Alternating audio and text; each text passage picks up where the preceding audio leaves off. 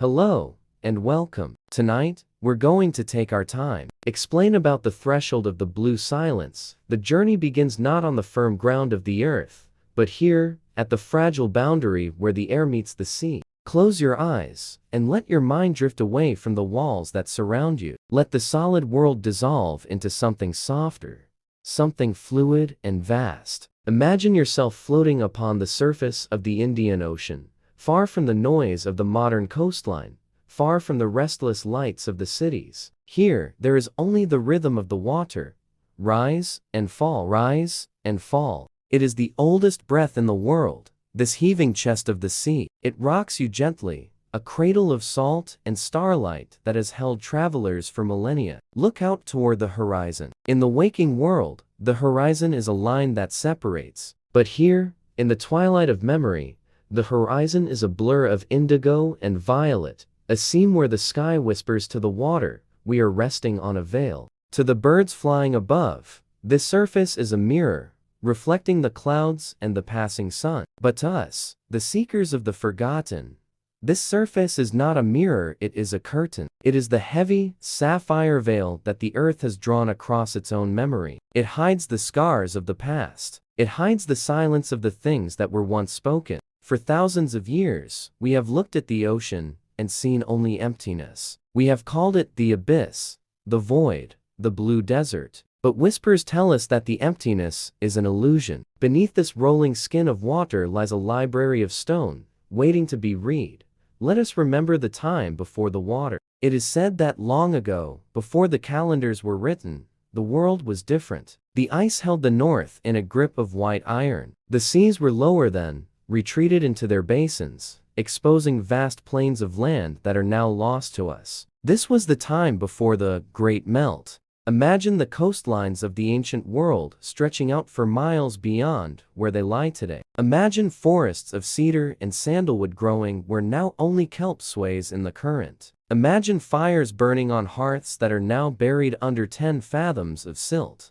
But then, the world breathed. The great cycle turned. The ice retreated, weeping its cold tears into the rivers, and the rivers rushed to the sea, and the sea rose. It did not rush with the violence of a wave, but with the slow, inexorable patience of a god, reclaiming its territory. Inch by inch, year by year, the ocean drank the land. It swallowed the beaches, it swallowed the forests, and finally, it swallowed the cities. The water closed over them like a blanket being pulled up for a long sleep. And silence fell. Now, we must go to them. Do not be afraid. There is no need to hold your breath. Here in the dream space, the water is not an enemy. It is a medium of flight. Let the weight of your body go. Feel the gravity that holds you to the earth. Loosen its grip. We are slipping beneath the waves. We are passing through the interface, leaving the sun-drenched world of noise and urgency behind. Down, slowly down. The sound of the wind vanishes instantly, replaced by a deep, resonant hum. It is the murmur of the deep. It is a sound like the blood rushing in your own veins, amplified to the size of a cathedral. The light changes. The sharp, white glare of the surface breaks apart as it hits the water. It shatters into a prism of dancing rays, ribbons of gold and turquoise that twist and turn, reaching down into the gloom like fingers trying to touch the bottom. We are drifting in the cobalt twilight. Here, everything is slow. The panic of the day cannot follow you into this density. The water presses against you, to crush, but to hold. It is an embrace, a suspension. You are weightless. You are a spirit moving through a thicker air. Watch the bubbles rise from the deep, silver spheres carrying the breath of the earth back to the sky. Watch the dust of the ocean, the marine snow falling softly, endlessly, like a silent blizzard that has buried the past. We descend further, past the reach of the sun's strongest rays. The blue deepens. It shifts from turquoise to lapis lazuli, from lapis to a deep, royal indigo. The silence grows louder. It is a heavy, sacred silence. In this realm, time does not tick. It drifts. 1,000 years on the surface is but a single day in the abyss. The erosion that eats the mountains on land moves slower here. The water preserves. The water remembers. As your eyes adjust to the dim light, you begin to see the floor of the world. It rises out of the gloom, a landscape of shadows and silt. At first, it looks like a natural reef. You see the undulating curves of sand dunes, shaped by the currents. You see the jagged, chaotic forms of coral and rock, grown wild and free. But look closer. There, in the distance, where the visibility fades into the eternal night, do you see it? It is a shadow that is too sharp.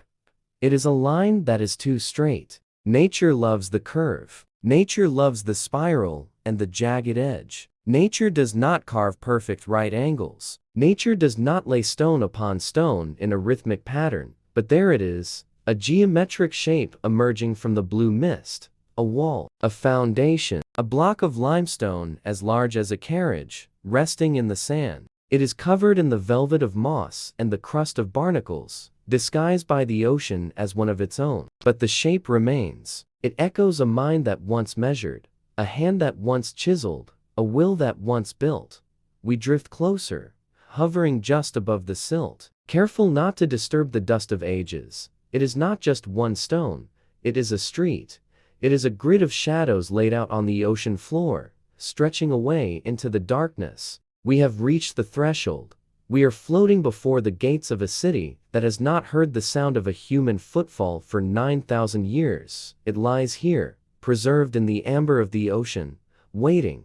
It is a place of sacred uncertainty. Is it a tomb? Is it a temple? Or is it merely a memory that has solidified into rock? The current pulls at us gently, inviting us to cross the boundary, to swim between the pillars that once held up the sky, to enter the silence that we have been seeking. But for a moment, we pause. We rest here, suspended in the cool, blue water, humbled by the presence of the lost. We are small. The ocean is vast, and the past is deep. Let the feeling of weightlessness wash over you. Let the blue silence fill your mind. You have found the gate. The key is turning in the lock of history, and the city is waiting to speak. The city of gold and sunlight before we touch the cold, sleeping stones of the seabed. We must remember the dream. Let the heavy blue weight of the ocean dissolve. Let the silt and the shadows fall away like dust blown from an old book. We are drifting back, moving against the current of time, rising up from the depths, until we break the surface of the water and find ourselves breathing the air of a forgotten morning. The light here is different. It is not the harsh, white glare of the modern world. It is a thick, honeyed radiance, a prehistoric sun that warms the skin and gilds the horizon. We have arrived at the memory. We have arrived at Dwarka, the gateway to heaven. It is said that before the ocean claimed it, this was not merely a city. It was a mirage made solid. Look toward the shore. Rising from the edge of the western sea, standing proud against the vast, empty sky, is a metropolis that defies the logic of stone and mortar. It does not look like it was built by the hands of men, sweating under the lash of labor. It looks as though it was sung into existence. Whispers tell us that the architect of this place was no mortal mason. It was Vishwakarma, the divine builder, the crafter of the gods. He did not build with gray granite or rough brick. He built with the materials of light. Visualize, if you can, the skyline of the Golden Age. It is a forest of spires piercing the zenith. It is a landscape of crystal and silver, shimmering in the heat of the noonday. The texts of the ancients speak of 900,000 palaces, each one a masterpiece of symmetry, arrayed like jewels on the throat of the earth. Let us walk the streets of this dream. The ground beneath our feet is paved with smooth, warm stone, inlaid with geometric patterns that mirror the constellations above. This is not a chaotic tangle of alleys. It is a mandala. It is a sacred diagram of order, laid down in a chaotic world. To walk these streets is to walk a meditation. On either side, the walls of the palaces rise up, covered in lattices of gold and emerald. Emerald, the color of life, the color of the sea that has not yet turned enemy. The sunlight catches the precious stones embedded in the masonry, scattering rainbows across the courtyards. The air is filled not with the noise of industry, but with a low, resonant vibration. It is the sound of a city in harmony. Listen closely. Can you hear the faint, rhythmic chime of silver bells swaying in the wind? Can you hear the deep, mournful call of the conch shells, the shankus being blown from the temple tops to mark the hours? It is a sound that vibrates in the chest, a sound that aligns the heartbeat of the people with the heartbeat of the tides. This is the place where the divine walked among men. It is difficult for us, in our age of iron and rust, to imagine such a place where the veil between the mortal and the eternal was so thin it was like silk.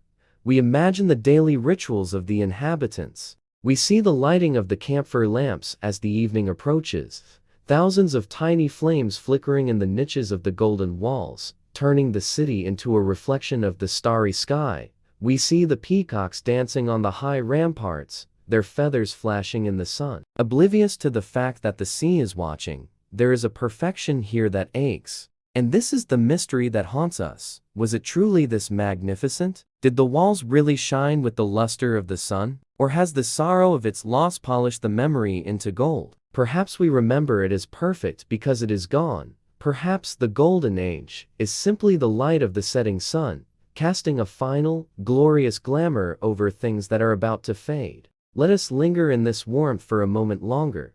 Let us stand in the center of the great square, surrounded by the towering gates of silver and pearl. The atmosphere is radiant. It is a sanctuary of wealth and wisdom, a fortress against the darkness. But look to the west. The day is ending. The sun, the great patron of this golden city, is beginning to dip below the waterline. The light shifts. The bright, cheerful gold deepens into a heavy, molten copper, then into amber, and finally, into a bruised and ominous red. The shadows of the spires grow long. They stretch across the courtyards like dark fingers. Reaching for the east, the emeralds lose their fire. The crystal turns dull. There is a silence falling over the city now. It is not the peaceful silence of the deep ocean that we felt before. It is the silence of anticipation. The birds have stopped singing. The peacocks have gone to roost. Even the wind seems to be holding its breath. The walls stand tall and proud, glowing in the twilight. They do not know that they are doomed. They do not know that the sea, which laps gently at the quays, is gathering its strength.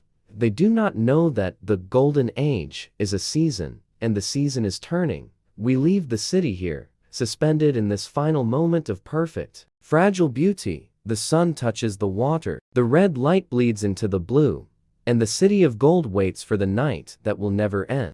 The watchers of the stone anchors the sun has set on the golden city of our memory. The mirage of the spires has faded, dissolving back into the ether from which dreams are woven. The emeralds, the silver bells, the fire of the peacocks, they are gone. We must return now to the truth.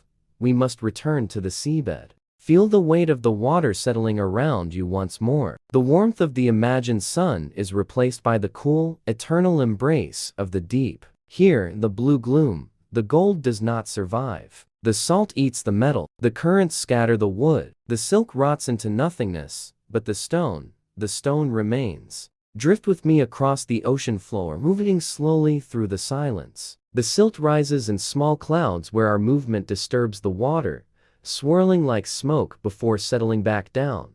Ahead, emerging from the shadows of the abyss, shapes begin to form. They are not the organic shapes of coral or rock. They are heavy. They are deliberate. They are geometric. They lie scattered across the sand like the bones of giants who fell where they stood. 1, then 10, then 100. We are floating over a graveyard of weight. These are the stone anchors of Dwarka. Look closely at the nearest one. It is a massive slab of limestone, triangular in shape, hewn from the bedrock of a quarry that no longer exists. It is rough to the touch, covered in the velvet of algae and the small, hard shells of barnacles. Near the top, a single, perfectly circular hole has been bored through the rock. It is an eye that does not see. Once, a thick rope of coconut fiber or hemp passed through this eye. Once, this stone was tethered to a ship of wood, holding it fast against the pull of the tide. But the rope has turned to dust. The ship has rotted into the ocean floor. The sailors have vanished into the cycle of time. Only the anchor holds on. It is a silent witness. It lies here, half buried in the sediment, gripping the bottom of the world with a stubborn, terrifying patience. It is a watcher, and it is not alone. as we widen our gaze, the true scale of this underwater field reveals itself. There are hundreds of them. Some are triangular, some are rectangular, some are grappling stones with 3 holes. They litter the seabed for miles, a chaotic mosaic of lost voyages. This was not a lonely outpost. This was the hub of the ancient world. Let the imagination breathe life into this silence.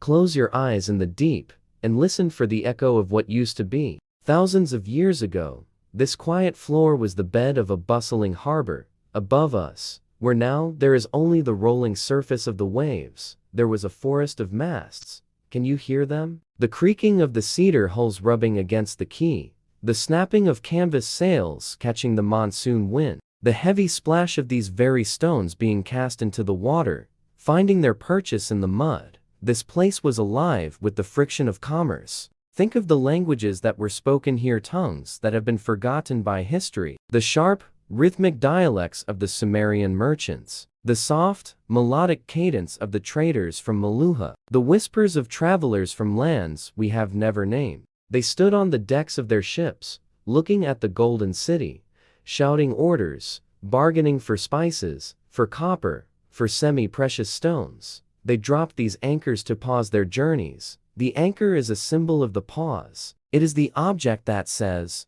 here, we stop here. But for these ships, the stop became eternal. What happened to the vessels that dropped these stones? Did they cut their lines in a panic as the great wave approached? Did they flee into the open ocean, leaving their heavy ballast behind to gain speed against the rising water? Or did they simply rot away at their moorings, consumed by the sea that rose to swallow the port? We drift lower, hovering inches above a massive anchor made of basalt, a dark, volcanic stone that feels alien in this limestone landscape.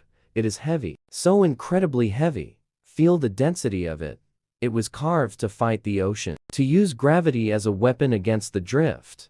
Now, it has become part of the ocean. There is a profound solemnity here. Unlike the ruins of the temple, which speak of gods and worship, these stones speak of labor and survival. They speak of the navigator's fear of the storm. They speak of the desire to stay put in a moving world. The vocabulary of this place is elemental: granite, basalt, tether, silt, iron. Forgotten, we move through the field of watchers. Some are standing upright, wedged into the reef, as if still doing their job. Others are lying flat, defeated by the currents, slowly being covered by the drifting sand. It is a slow burial, a burial that takes millennia. The sand moves over them like a slow tide of time. It covers a corner, then a side, then the eye. In another 1,000 years, they may all be gone, hidden beneath the floor, waiting for a future that is even more distant than we are. But for now, they are here, mute, heavy, persistent. They are the only things left that remember the weight of the ships. They remember the tension of the rope. They remember the pull of the hull, dancing on the surface waves far above. Now, there is no tension. There is no pull. There is only the absolute silence of the underwater current. The noise of the harbor, the shouting, the creaking, the bargaining has been replaced by the hush of the deep. It is a silence so thick it feels like pressure. We leave the watchers behind, fading back into the gloom. We leave them to their vigil. They are holding onto the earth, waiting for ships that will never return, waiting for a captain who has been dust for 50 centuries, waiting for the water to recede. But the water does not recede, and the stone does not let go. They are the anchors of a memory, holding the place where a city once breathed, and beneath the silence, they are still holding. The wall that fought the tide. Leave the field of stone anchors behind. Leave the ghosts of the ships to their eternal rest. We must move now to the perimeter. We must trace the boundary where the will of man tried to draw a line in the sand. A line that said, no further. Drift with me along the edge of the submerged city. Here, rising from the ocean floor like the spine of a sleeping dragon, lies the wall. It is a massive fortification, a circuit of masonry that stretches for miles into the murky distance. In the dim blue light, it looks like a natural cliff face. But run your mind's hand along the surface. It is not random rock. It is shaped. It is stacked. It is a testament to fear and a testament to hope. This is the battle of the rising water. It is a war that was not fought with swords or chariots. It was not fought against a king who bled, or an army that slept. It was fought against the tide. It was fought against the slow, relentless, crushing patience of the ocean. Let us visualize the ancients standing on these ramparts when they were dry.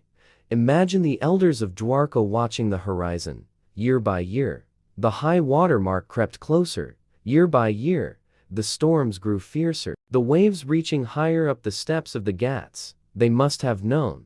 They must have felt the change in the air, the heaviness of the salt, the encroachment of the deep. And so, they built. They did not flee at first. They stood their ground. They quarried the heaviest stones they could find, limestone blocks weighing tons, and they dragged them to the water's edge. They built bastions. They built ramparts. They interlocked the stones with the sacred geometry, fitting them together so tightly that not even a blade of grass could pass between them. They believed in the strength of the wall. They believed that if they built high enough and strong enough, they could hold back the inevitable. It is a story of profound human resilience. Look at the base of the wall, buried deep in the sediment. It is wide and thick, a desperate foundation. Now look higher. See how they added layers. Whispers tell us of the panic that must have set in as the water continued to rise. We can see the emergency masonry stones added in haste, less polished, less perfect, piled on top of the old wall in a frantic attempt to keep the sea out. It was a vigil that lasted for generations. Fathers teaching sons how to mix the mortar. Mothers watching the moon, praying that the tide would not cross the threshold this night. It was a long defeat, accepted with dignity. Touch the stone now. It is cold. It is slippery with life. The works of man have become the works of the reef. Soft corals fan out from the crevices where archers once stood. Barnacles cluster on the smooth faces of the ashlar blocks. The masonry has been colonized by the very element it was built to resist. The ocean does not destroy. It transforms. It softens the hard edges of our ambition. It turns our fortresses into gardens. There is a melancholic beauty in this erosion. The wall stands, but it no longer divides. The water flows over it, around it, and through it. The barrier has become a bridge for the fish, a shelter for the crab. The mystery that haunts this perimeter is the moment of abandonment.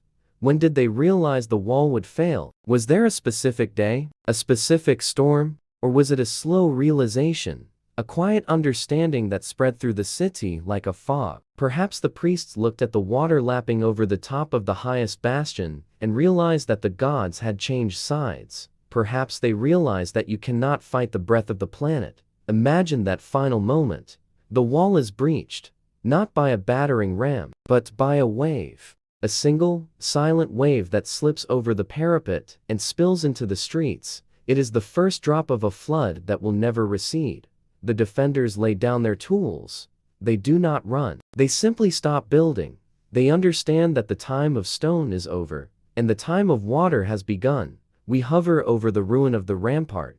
It is a silent conquest. The fortress has turned into a tomb, not for the people, but for the memory of their stubbornness. It stands here in the blue twilight, a monument to the things we try to hold on to, and the things we must eventually let go. The tide flows over the wall, relentless, peaceful, eternal, and the stone sleeps beneath the weight of the victory it could not win.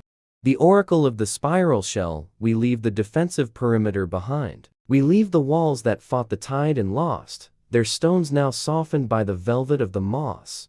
We drift inward, carried by the gentle pull of the current, toward the heart of the submerged city. Here, the architecture changes. The heavy, monumental blocks of the fortress give way to smaller, more intimate spaces. We are entering the district of the artisans. We are entering the sunken workshops where the hands of the people once moved in rhythm with the sea. Look down at the sand. Do you see them glimmering in the blue twilight? They look like fallen stars, or perhaps like the white bones of the moon scattered across the ocean floor. They are shells. Thousands of them. We have found the industry of the sacred. Here, amidst the silt and the shadows, lie the remains of the great conch harvest. Some are whole, massive and heavy, their spires pointed like towers. Others are cut, sliced open to reveal the secret geometry within. Some are polished to a pearlescent shine that defies the gloom of the deep.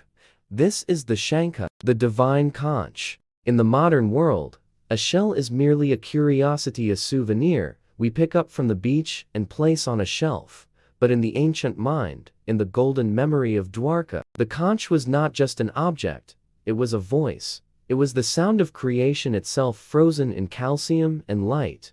Let us descend and hover over the workbench of a ghost. Imagine the artisan sitting here, 5,000 years ago. The water was not above him then. It was beside him, lapping gently at the steps of the quay. The sun was warm on his back. The air smelled of salt and sawdust. He holds the heavy shell in his hands. It is cool and smooth, a gift from the ocean that sustains him. He is not just making jewelry, he is liberating a spirit. The tone of this chapter is intimate. It is auditory. Listen closely to the memory of this place. Can you hear the rhythmic rasp of the bronze saw against the hard white surface? Shh, shh, shh. It is a hypnotic sound, a friction that transforms the raw material into something holy. The dust rises in small, white clouds, coating the artisan's skin in a layer of mother of pearl. He breathes in the dust of the ocean. He becomes part of the shell.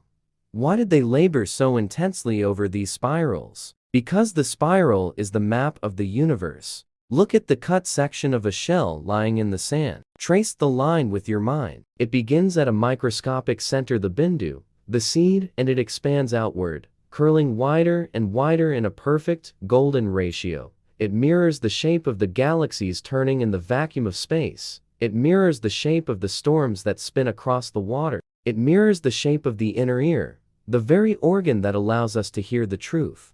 To the people of the city, the conch was the Om. It was the first vibration, the hum that birthed the stars. When the great shankhas were blown from the temple tops at sunrise, the sound did not just travel through the air, it traveled through the soul. It was a call to awaken. It was a vibration that aligned the heartbeat of the city with the frequency of the divine. We explore the mystery of this connection. Did they believe that by carving these shells, they were tuning the world? Here lies a bangle, half finished, destined for the wrist of a bride who lived millennia ago. It was meant to protect her, to circle her pulse with the strength of the sea. Here lies a trumpet, its tip sawn off, ready to be blown. It was used in worship, to summon the gods. It was used in war to terrify the enemy.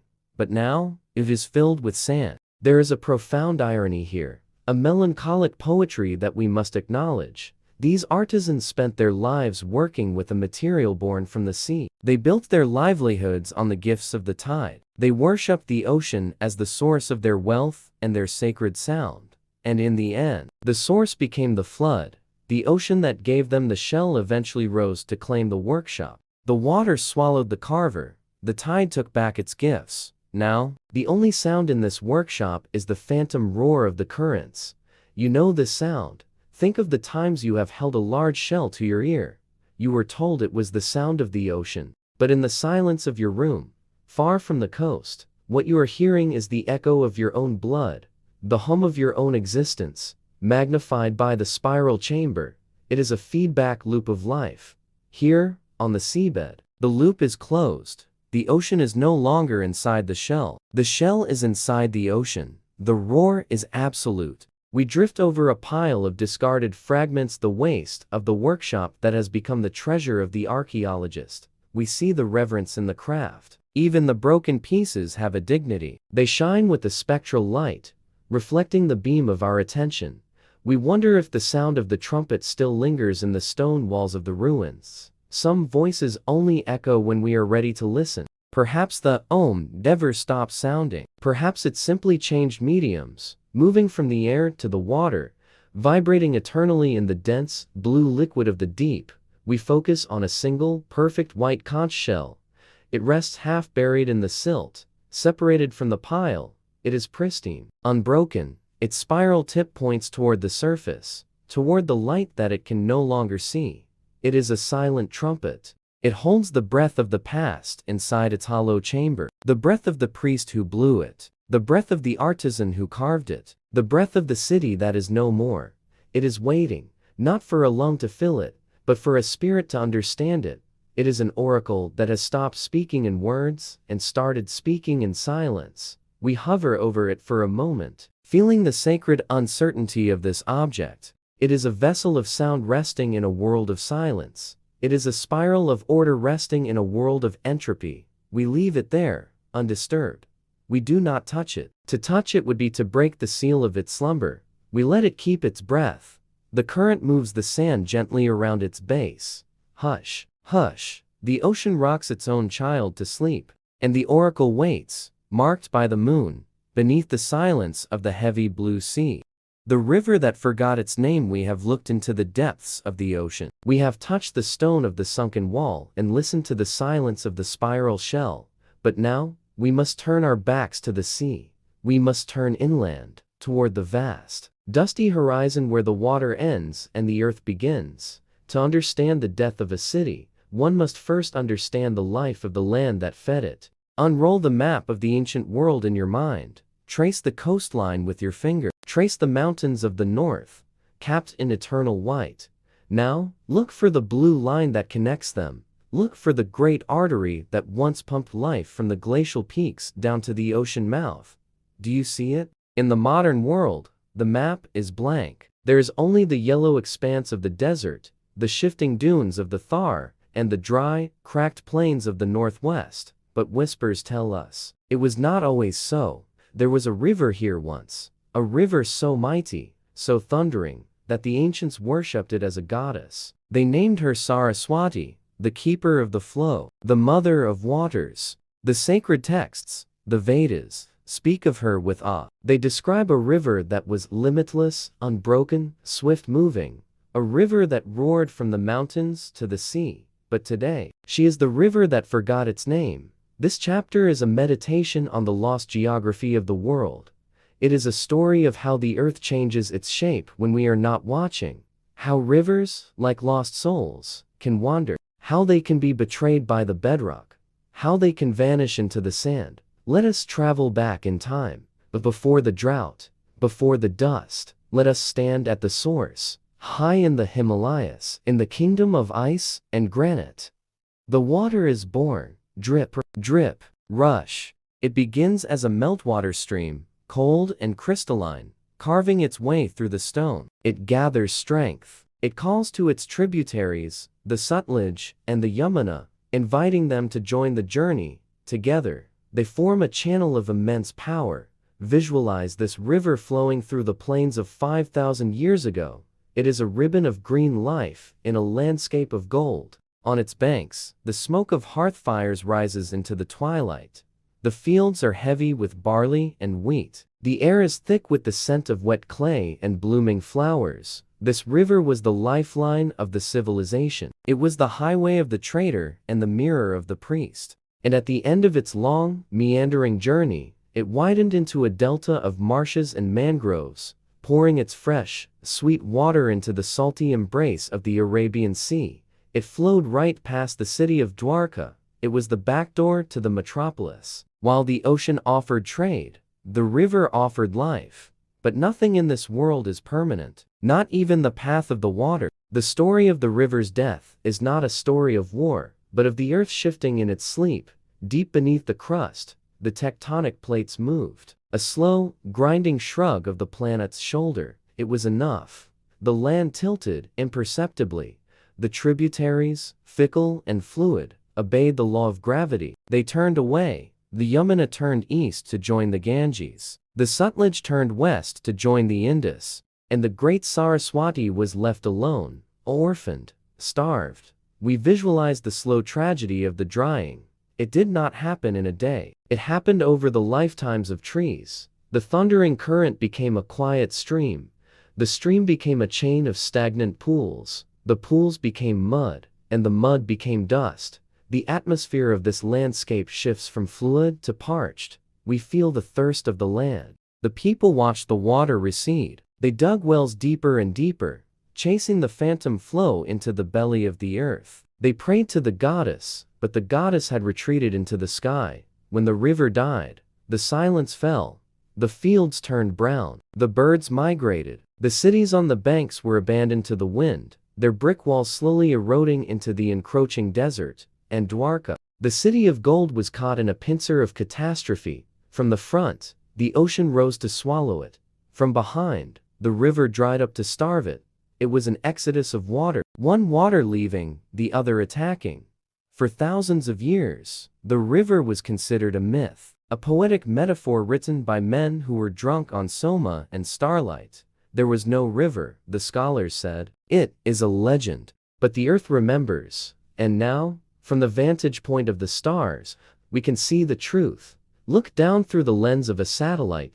Look past the surface of the modern desert. Do you see the scar? There is a pale, winding discoloration on the face of the earth. A ghost channel that stretches for hundreds of miles. It is the dry bed of the Saraswati. It is the signature of the lost water, etched into the landscape, waiting to be read. It leads all the way to the sea. It leads to the drowned ruins we have explored. There is a profound melancholy in this realization. We trace the path of the ghost. We follow the curves and the bends of a journey that no longer exists. We contemplate the dependence of the city on this lifeline. How fragile is a civilization? It hangs on the thread of a current. It relies on the mercy of the rain and the loyalty of the riverbed.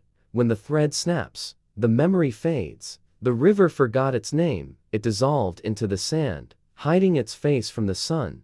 But whispers tell us, the water is not gone. It is merely sleeping. Deep underground, beneath the dunes of Rajasthan, beneath the dry plains of Gujarat, there are aquifers of ancient, sweet water. The river went into exile in the underworld. It flows in the dark, silent and pure, untouched by the thirst of the modern world. We leave the listener here, suspended between the desert and the sea. We feel the impermanence of the map. What is land today may be ocean tomorrow. What is a river? Today may be dust tomorrow.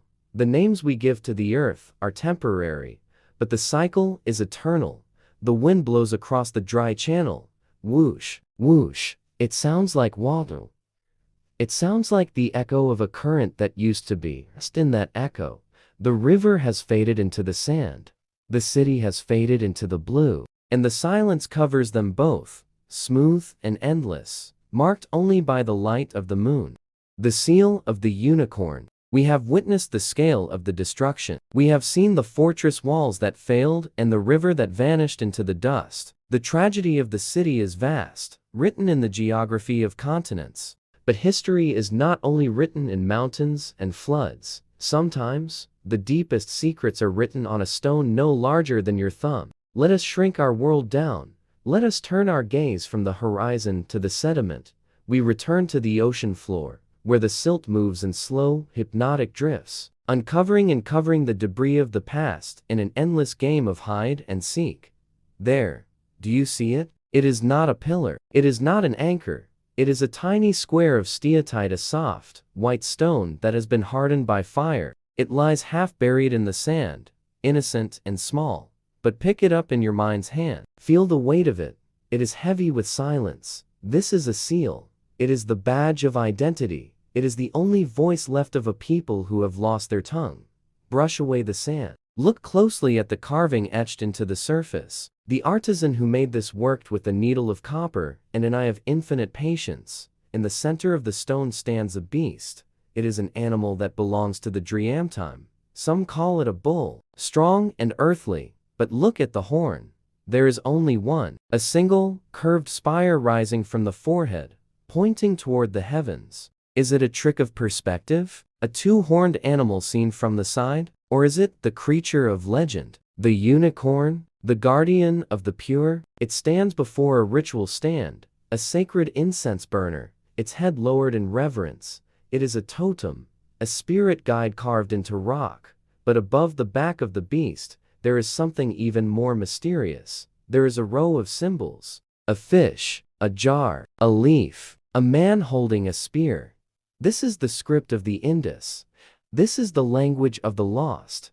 We enter now into a scholarly but magical space. We are holding a riddle in the palm of our hand. For over a century, the wise men and women of the modern world have stared at these symbols. They have used computers. They have used intuition. They have compared them to the runes of the Vikings and the glyphs of the Maya, but the seal refuses to speak. It is a cipher that has no key. We can read the hieroglyphs of Egypt. They tell us of pharaohs and taxes. We can read the cuneiform of Babylon. It tells us of grain and beer, but the script of Dwarka and the Indus, it remains a perfect, unbroken silence. We do not know the sound of their words. We do not know if they sang their history or whispered it. We do not know the name of their king, or if they even had a king. All we have is this token, this small, square island of meaning in a sea of confusion. Let us imagine the person who wore this seal, drift back through the mists of time. Imagine a warm hand. Was he a merchant? A priest? A traveler preparing for a long voyage across the dark water? Perhaps he wore this seal on a cord of silk around his neck, feeling it thump against his chest with every beat of his heart. It was his signature. It was his passport. In the bustling markets of the Golden City, amidst the smell of turmeric and sandalwood, he would press this stone into wet clay, press, and lift. The image of the unicorn would remain. It said, "I was here." It said, "This belongs to me." It was a mark of ownership in a world that belonged to no one. We trace the journey of this object, from the warm, living hand of the merchant, to the chaos of the flood, to the cold, crushing pressure of the seabed. How did it fall? Did the cord snap in the panic of the rising water? Did it slip from a pocket as the ship went down? Or was it thrown into the waves as an offering, a final desperate prayer to the ocean god to spare the city? "Take my name," the merchant might have said. "Take my identity, just let me live." But the ocean took both. There is a frustration in this silence, yes. We yearn to know what the symbols say. Does it say peace? Does it say water? Does it say God? But there is also a profound beauty in the unknown. Because we cannot read it, the seal becomes everything. It becomes a vessel for our own imagination. The unicorn stands there, frozen in stone, guarding a secret that will never be betrayed. The script floats above it, a sentence that has no beginning and no end. It is a talisman of mystery. We reflect on the power of the written word. We write to be remembered. We carve our names into trees and stone, hoping to outlast the decay of our bodies. But here, the carving has outlasted the language itself. The message is intact. Every line is sharp. Every curve is perfect. But the meaning has evaporated. It is like a letter found in a bottle, written in a language that died with the writer. The mystery is the message itself. What were they trying to say to us? Perhaps they were telling us that they were here, that they loved, that they feared the water, that they looked at the moon and saw the same face we see tonight. We lower the seal back into the sediment. We do not take it with us. It belongs to the deep. It belongs to the city of ghosts. Let it lie there in the dark. Let the beast with one horn watch over the ruins. The script is unread. The riddle is unsolved. And the secret is kept perfectly by the ocean. As you drift away, imagine the symbols glowing faintly in the dark. A fish, a jar, a leaf, the alphabet of a dream. Some things are not meant to be read. Some things are only meant to be felt. Sleep now. Let the language of the lost drift through your mind like a song without words. The seal is set. The door is closed. And the silence is yours. The night the moon wept, the seal has been dropped. The river has forgotten its name. The walls have ceased their struggle. And now, we come to the end of the age. We come to the moment where the history of the city stops, and the memory of the ocean begins. It did not happen with the roar of a dragon or the crash of a meteor. The legends of the modern world speak of disasters as sudden, violent things, fire falling from the sky, the earth cracking open to swallow the wicked. But whispers tell us that the end of Dwarka was not a scream. It was a sigh. It was a slow, inevitable sorrow that arrived on the back of the tide. Let us stand in the city on that final night. The air is heavy and still. The wind has dropped, as if the sky itself is holding its breath. High above, the moon hangs in the zenith. It is a full moon, a great disk of pearl and silver, illuminating the streets with a light so bright it feels like a second dawn. But tonight, the moon does not look benevolent. It looks close. It looks heavy. It is pulling at the world with an invisible hand. Walk with me to the edge of the quay. Do you notice the silence? The peacocks are not calling. The dogs are not barking. The only sound is the water, lap, lap, lap. It is a rhythmic, hypnotic sound. But it is wrong. It is too loud. It is too near. The tide is rising. It rose yesterday, and the day before, inching up the limestone steps. But tonight, it does not stop. It crosses the line of the high water mark. It slips over the edge of the stone docks. It begins to spill into the streets. It moves like a sheet of liquid glass, sliding over the cobblestones, reflecting the white face of the moon. This is the night of the great departure. We visualized the moment the realization struck. The elders looked at the water. They looked at the stars. And they knew. The time of stone was over. The time of exile had begun. There was no panic. There was no chaotic running in the streets. Instead, a mournful procession began to form. Imagine the doors of the 900,000 palaces opening, one by one. Imagine the families stepping out, their faces pale in the moonlight. They are carrying bundles of silk. They are carrying small chests of cedar. They are packing their lives into the space of a single embrace. What do you take when you must leave your world behind forever? You do not take the gold. The gold is heavy, and the journey is long. You do not take the furniture, the teakwood beds, the ivory chairs, the heavy looms. They must stay. You take the sacred things. You take the small idols wrapped in cloth, the seal of the unicorn, the bangle given by a grandmother, the seeds of the tulsi plant to sow in a new land. We move through the houses that are being abandoned. Here is a hearth where a fire has burned for 3 generations. Watch the mother of the house kneel before it. She takes a handful of ash, sacred ash, and places it in a pouch. Then, with a heavy hand, she pours water over the coals. Hiss. The smoke rises, gray and thin, joining the mist that is rolling in from the sea. To extinguish the fire is to admit the end. It is the final act of closing the home.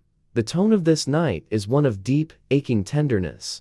We feel the solastalgia, the distress of the soul caused by the changing of the earth. It is the grief of standing in your own home and realizing it is no longer yours. It belongs to the elements now. The procession moves toward the city gates, away from the rising water. They walk slowly. Every few steps, someone turns around. They look back at the spires gleaming in the moonlight. They look back at the courtyards where their children played. They are memorizing the skyline. They are etching the shape of the towers into their minds, so they can tell the story to children who will never see this place. Look, they whisper. Remember the way the moonlight hits the temple. Remember the sound of the bells. Remember. And behind them, the water follows. It is a gentle pursuer. It flows over the threshold of the open doors. It fills the courtyards. It rises around the legs of the heavy tables left behind. It touches the hem of the tapestries hanging on the walls. The city is not being destroyed. It is being submerged. It is being wrapped in a cold, blue blanket. The silence of the empty rooms is profound. The laughter is gone. The music is gone. There is only the reflection of the moon on the water. Moving deeper and deeper into the sanctuary of the home, we pause at the steps of the main temple. The water has reached the bottom step, then the second, then the third. The ocean is climbing the stairs to meet the gods. We leave the listener with this image of the first step. The water covers the stone. The dry world becomes the wet world. The separation between the earth and the sea dissolves. Perhaps the moon is weeping. The ancients believed that the dew on the grass was the tears of the moon. Chandra. Tonight, the tears are an ocean. They cover the mistakes of men. They cover the ambitions of kings. They cover the grief of the exile. The procession fades into the dusty horizon of the east, moving toward the dry lands, toward a future we call history, but the city stays. The city stays to meet the tide. Drift away from the sorrow now. Float above the rooftops as the water completes its conquest. There is no violence here, only a quiet changing of the guard. The people have gone. The silence has arrived. And the moon watches, turning the rising sea into a mirror of infinite light. Sleep now. The water is warm. The memory is safe. The night the moon wept was the night the ocean promised to remember everything. And beneath the silence, the promise is kept. The temple of the sleeping god, We have witnessed the sorrow of the departure. We have watched the moon weep over the threshold of the home. But the journey is not finished until we reach the center. Every mandala has a bindu, a seed point from which all geometry flows. Every body has a heart, and every sacred city has a temple. Let us leave the empty houses behind. Let us swim past the courtyards where the shadows of the family still linger. We must dive deeper, down into the indigo gloom, where the pressure builds and the silence becomes a physical weight. Here, the seabed drops away. The architecture changes. The domestic stone of the artisan's quarter gives way to the colossal. Looming out of the underwater mist, we see the massive pillars of hewn stone, thick as the trunks of ancient banyan trees, lying in the sand. They are scattered like the toys of a giant, fallen like dominoes in a slow ocean collapse that shook the ocean floor millennia ago. We have arrived at the Jagat Mandir, the temple of the world. We have arrived at the home of the sleeping god.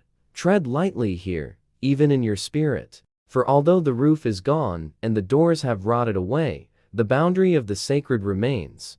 A holy place does not cease to be holy simply because it is wet. The consecration of stone is a permanent thing. It absorbs the prayers of centuries, locking them into the crystal structure of the rock, holding them long after the tongues that spoke them have turned to dust. Drift with me through the ruins of the mandapa, the great pillared hall.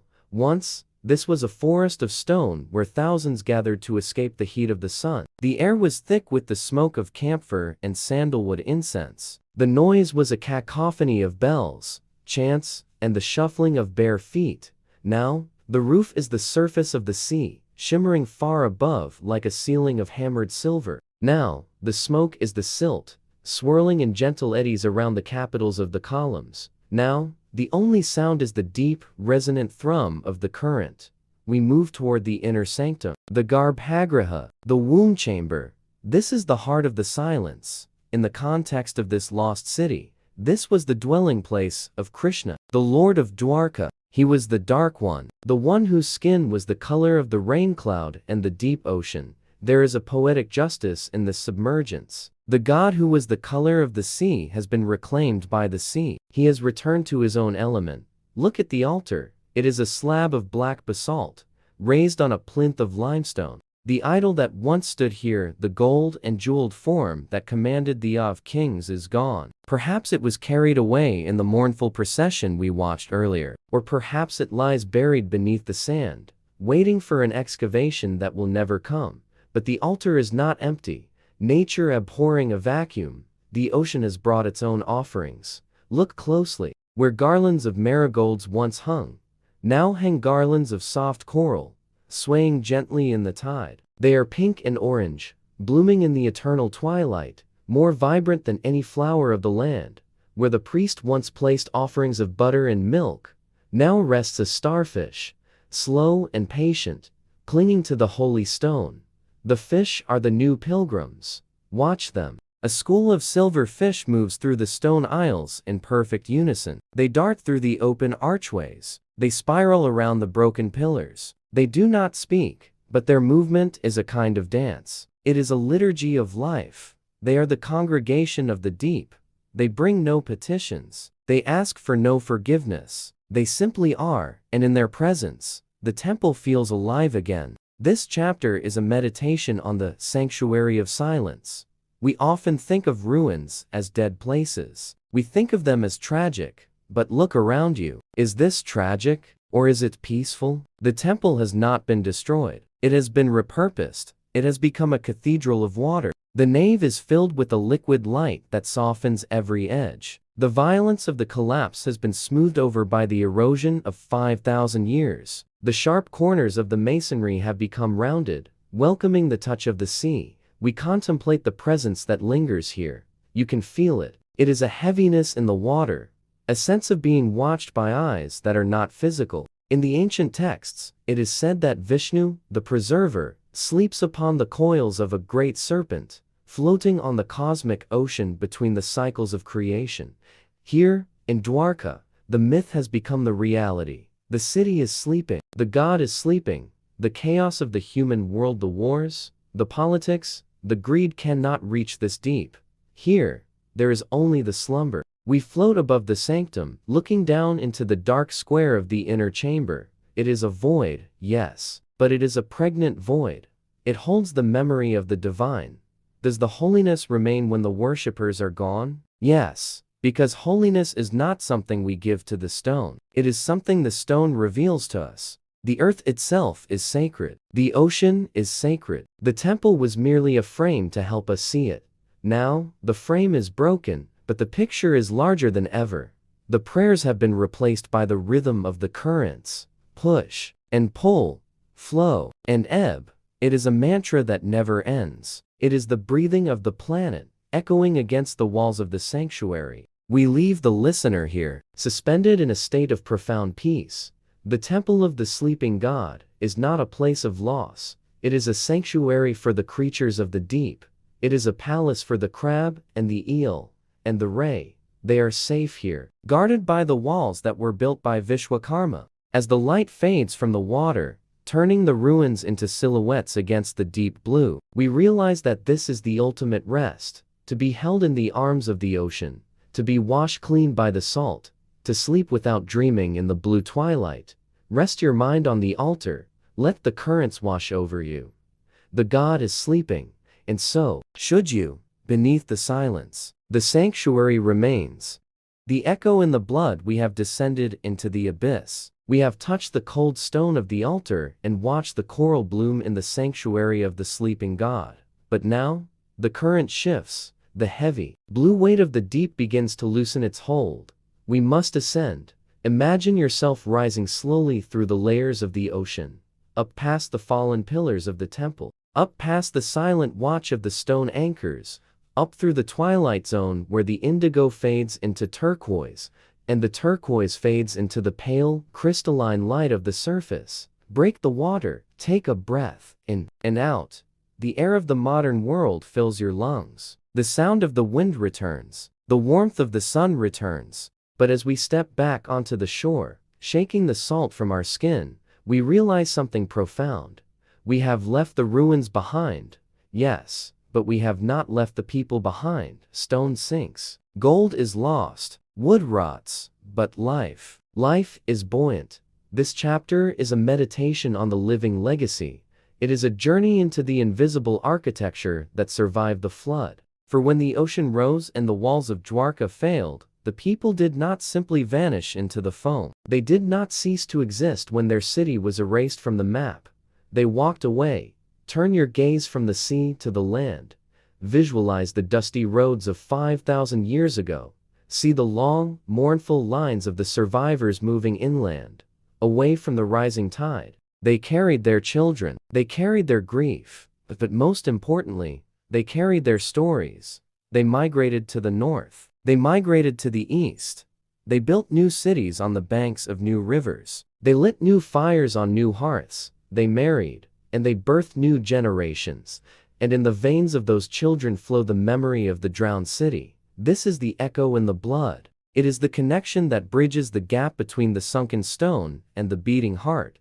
Science tells us that energy cannot be created or destroyed. It only changes form. Perhaps history is the same. The civilization of the Golden Age did not die. It merely changed vessels. It moved from the rigidity of stone to the fluidity of blood.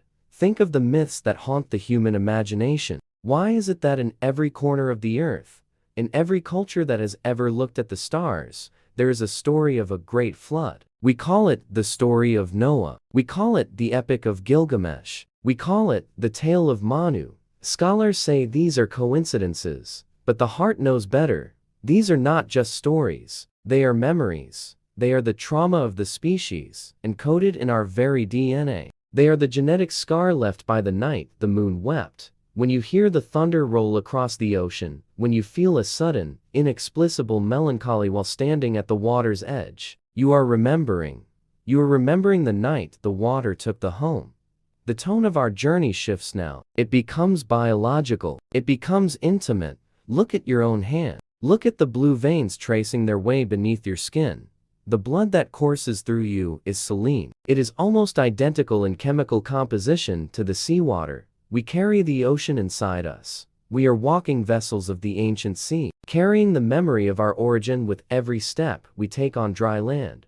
We explore the idea of lineage. It is a thread that has never been broken. From the artisan who carved the spiral shell, to the mother who extinguished her hearthfire, to the child who looked back at the sinking spires, to you, you are the survivor.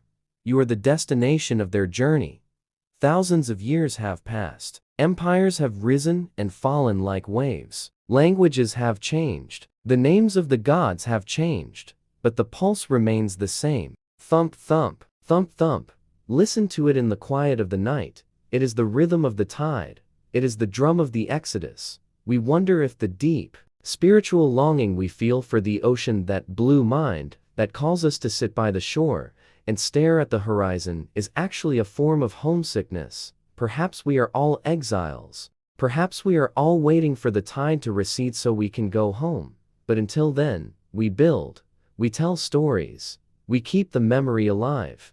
The survivors of Dwarka sat around their campfires in the desert nights, and they told their grandchildren about a city of gold where the walls shone like the sun and the peacocks danced on the ramparts. Those children told their children, and the story became a legend, and the legend became a myth, and the myth became a dream, and tonight, the dream has become this journey. The city is not dead. How can it be dead when it lives in your imagination right now? How can it be lost when its echo vibrates in your chest? We bridge the gap now. The distance between the bottom of the Indian Ocean and your bedroom is erased. The distance between the ancient past and the present moment is erased. There is only the flow of water, the flow of time, the flow of blood. We leave you with this thought as you drift towards sleep. You are not alone in the dark. You are part of a vast, unbroken chain of life that has survived the flood. You are the keeper of the memory. The ancestors are not ghosts haunting a ruin. They are the silence between your heartbeats. Rest in that lineage. Feel the safety of your own survival. The ocean is vast, and the city is deep. But the echo is within you. And as long as you remember, the golden city will never truly be gone. Sleep now, child of the flood. The water is calm, the pulse is steady, and the memory is safe in your keeping. The light in the abyss, we have traveled through the blood. We have traveled through the memory. And now, we return to the physical world. We return to the present moment, to the here and the now. Hovering high above the floor of the Indian Ocean, imagine, if you will, a vessel. It is a small bubble of titanium and glass, a sphere of air suspended in a universe of water. Inside, there is the hum of electronics, the soft glow of monitors, the rhythmic hiss of oxygen scrubbers. Outside, there is only the crushing dark. We are visitors here. We are aliens in our own world. We have come seeking the source of the echo. We have come to see the face of the legend with our own eyes. The pilot reaches out a hand, a switch is thrown, and suddenly, a star is born in the deep. A beam of electric light, pure, white, and intense, cuts through the water. It slices through the heavy blue gloom like a blade. It illuminates the drifting particulate matter, the marine snow, turning the dust of the ocean into a swirling galaxy of diamonds. The light reaches down. It pushes back the shadows that have held this ground for 9,000 years. It searches. It sweeps. It hunts. And then, it finds. The beam strikes something solid. It is not the erratic, organic shape of a coral reef. It is not the smooth, rolling curve of a sand dune. It is a hard edge. It is a straight line. It is a block of stone. This chapter is a meditation on the touch of discovery. It is that precise, suspended split second when the mind realizes that it is looking at the work of human hands in a place where there should be only nature. The submersible hovers, adjusting its thrusters to hold its position against the current. The motors whine softly, a futuristic sound in a prehistoric place. The light intensifies. We lean forward, pressing our faces against the cold glass of the viewport. The beam reveals the texture of the block. It is limestone, massive, weathered. But look closer, there are marks on the stone. They are faint, worn down by the erosion of millennia, but they are unmistakable. They are the marks of a chisel. Tap, tap, tap. The rhythm of the mason we imagined earlier, it is recorded here. It is frozen in the geology, We are looking at a scar left by a tool held by a man who breathed air under a sun that set 50 centuries ago. The atmosphere in the capsule is suspended and sharp. There is a catch in the throat, a quiet awe that expands in the chest. This is the meeting point of the ancient and the modern. On one side of the glass is the highest technology of the 21st century, all our circuits, our sensors, our math, our ambition. On the other side of the glass is the silence of the beginning. We are the children returning to the nursery of the ancestors, shining a flashlight into the dark to see if the cradle is still there. We drift slowly along the length of the ruin. The beam acts as a paintbrush, revealing the picture one stroke at a time. Here is a corner, perfectly squared. Here is a fallen pillar, resting on a bed of silt. Here is a step, leading to a doorway that opens into the abyss. Why do we search? Why do we build these machines and descend into the hostile cold? It is not for the gold. We know the gold is gone. It is not for the land. We cannot live here. We search because of the need to know. We search because we are terrified of being orphans in time. We need to touch the stone to prove to ourselves that the story is true. We need to know that we come from somewhere, that we are part of a long, unbroken timeline of builders and dreamers who stood against the tide. The beam of light is an umbilical cord, connecting the inquisitive mind of the present to the silent wisdom of the past. But notice the quality of the light. It is harsh. It is intrusive. It reveals the truth, yes, but it also reveals the decay. Under the glare of the halogen, we see the cracks. We see the barnacles eating the inscription. We see the fragility of the ruin. The silence is broken by our presence. The shadows flee from us, hiding behind the walls, waiting for us to leave. There is a feeling of trespass here. Not a malicious trespass, but a sacred one. We are waking a sleeper who is very, very tired. The ruins of Dwarka do not ask to be found. They are content in the dark. They have made their peace with the ocean. It is we who are restless. The submersible pilot checks the oxygen. The time is short. The pressure is immense. We cannot stay. We can only visit. We can only bear witness. We take our pictures. We map the coordinates. We verify the existence of the city of gold.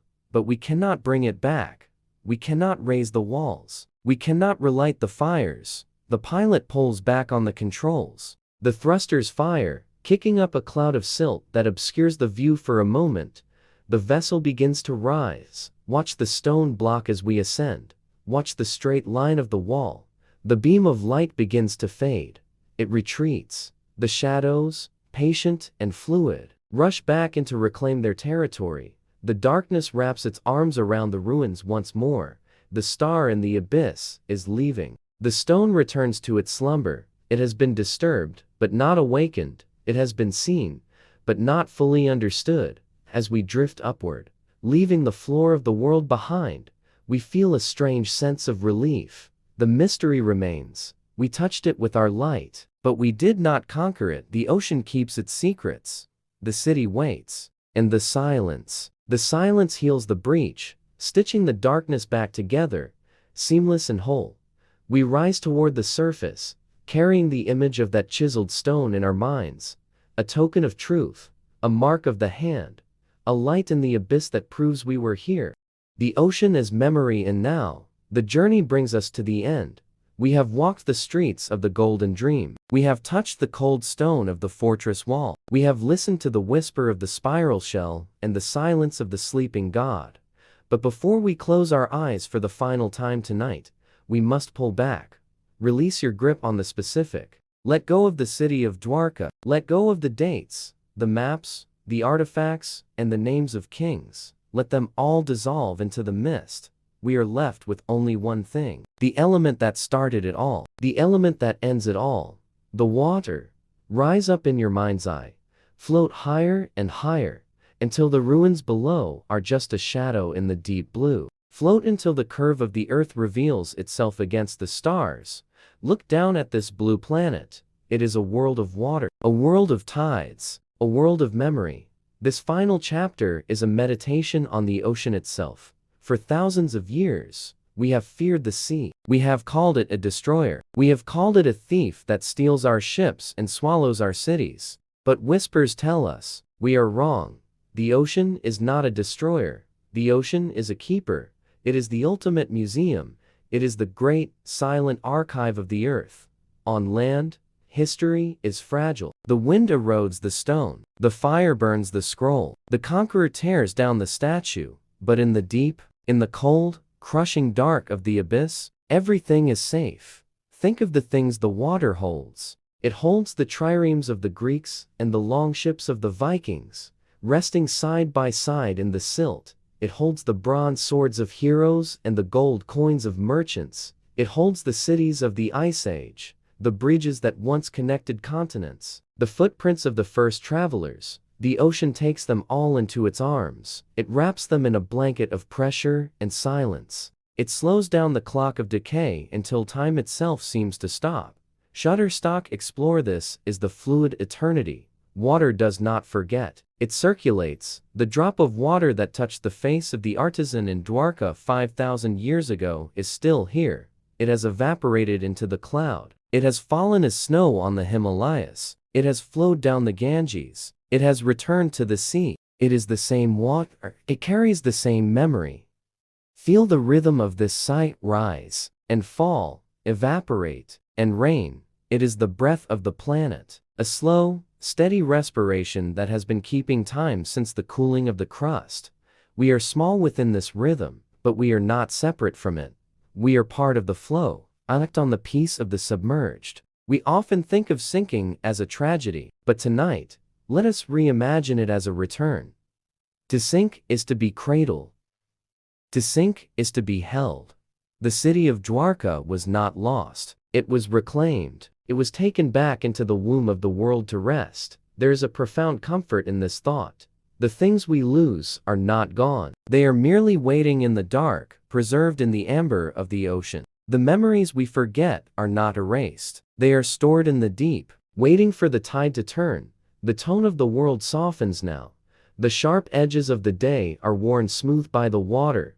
The noise of the mind is muffled by the depth. You are floating. You are weightless. You are safe.